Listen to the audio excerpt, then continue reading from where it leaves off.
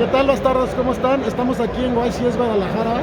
Tenemos el placer de estar con Raphael Neven, que nos va a contar su deck profile.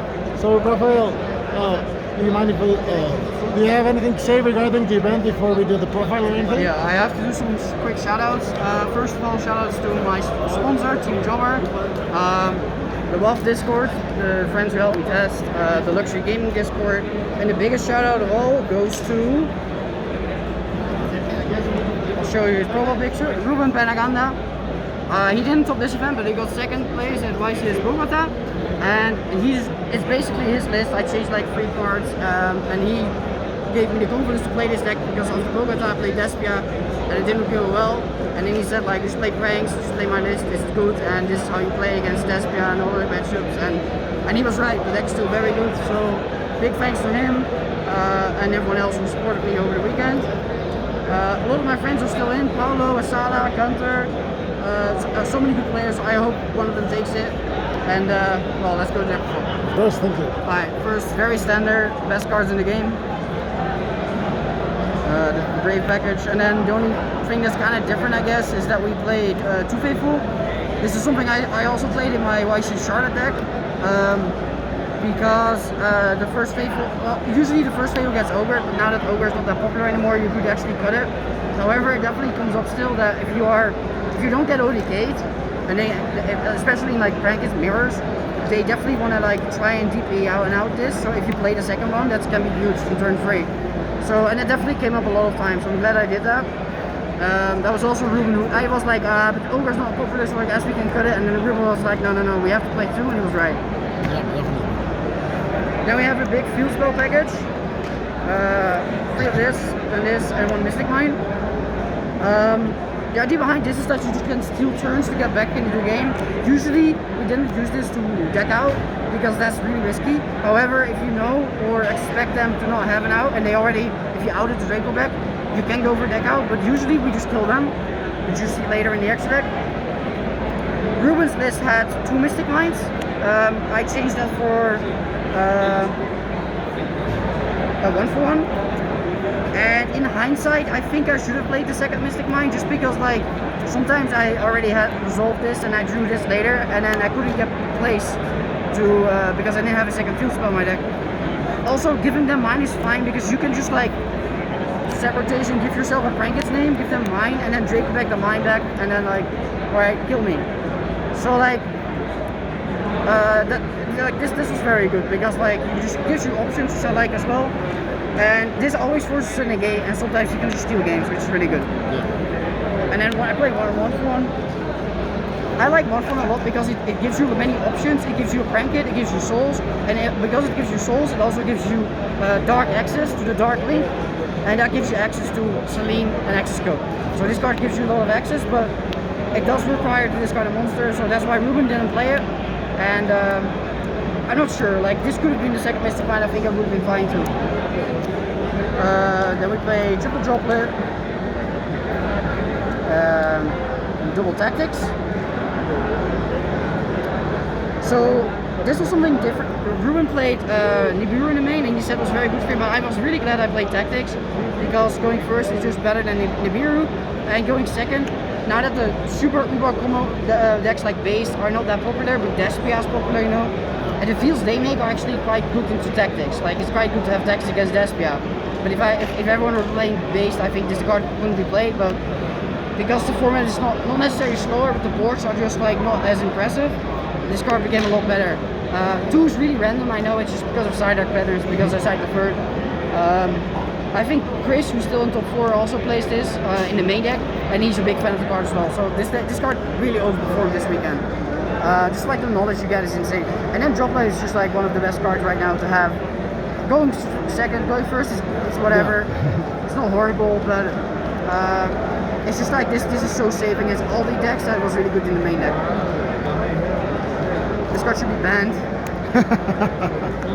See, that's and then the 2 bricks. For the monsters are fairly standard. We just play 2 of each prank. For the hand traps, Vader, Bell, Ash, So with the Vader, 2 is kind of random. It's just like you always want to have one in deck, so you can go with any tutor. You can go into help, summon this, and make Celine. So that access is really important because this deck doesn't try to like play as a blanket deck. You just try to like set up a board, and then the next turn you OTK them if you have any tuner, and then with Celine.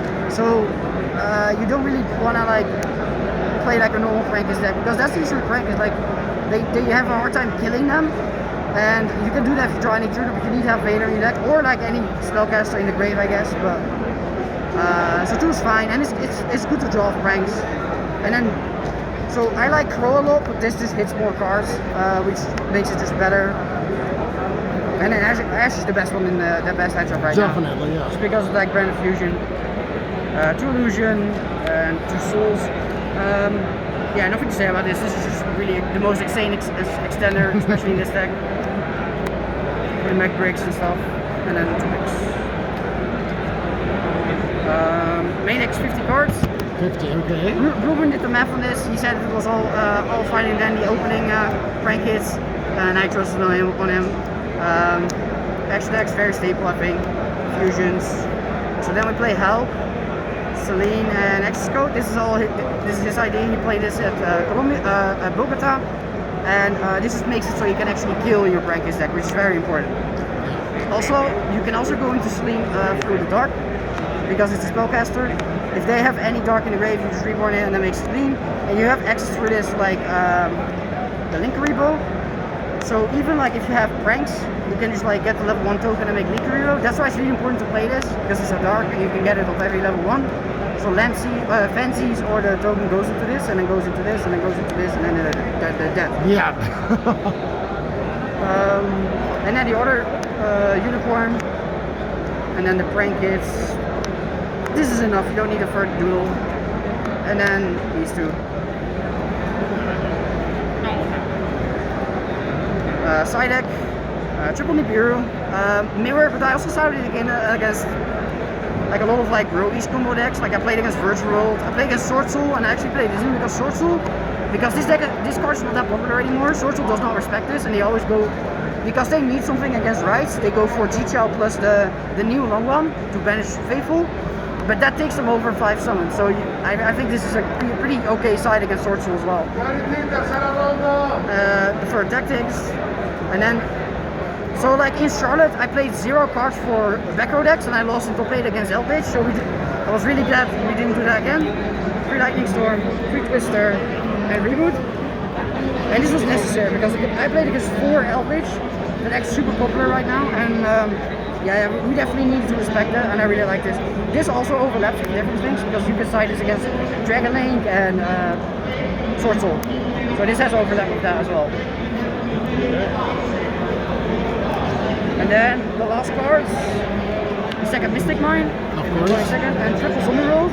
And this is where the many field spells come into clutch because yes, we play 50, but we have 5 of these against Plunder. Yeah. So that makes it like very like more consistent, and this card is just so insane against Plunder. Plunder's a hard matchup for this deck, so we definitely needed to have a lot of cards for it. So that was really good. I didn't play against Plunder, but the theory is definitely correct. Like this is very important to have against that deck, and it was very popular. I just dodged it. So yeah, again, massive shout out to Ruben, all my friends who are with me here. Really like Mexico. I'm dead though. I played 4 events in 4 weeks. I want to go home and sleep. Yes, of course. But yeah, it was great here in Guadalajara, and I can't wait to come back. Thank you so much, Raphael. It's been a pleasure to have you, and whenever you come back, we'll be here to meet you. Pues chicos, ya lo saben, ese fue el deck profile de Raphael Neven. No se lo pierdan, recuerden suscribirse, comentar, darle like y seguirnos en las redes. Nos vemos en la próxima.